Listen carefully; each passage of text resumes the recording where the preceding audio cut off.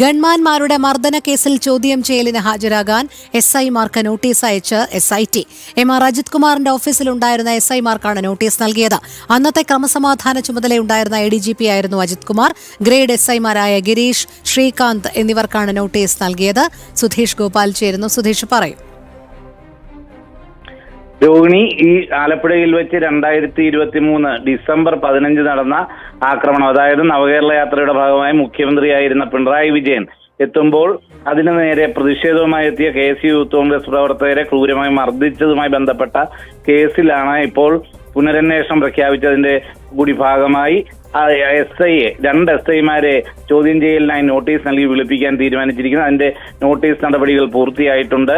അത് അജിത് കുമാർ ADGP ആയിരുന്നപ്പോൾ ആ ഓഫീസിൽ ഉണ്ടായിരുന്ന രണ്ട് SI, ഗിരീഷും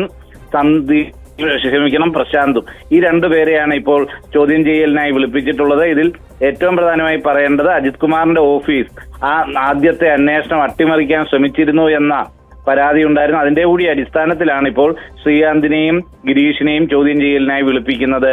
രോഹിണി. ശരി, സുധീഷ് ഗോപാലാണ് വിവരങ്ങൾ നൽകിയത്.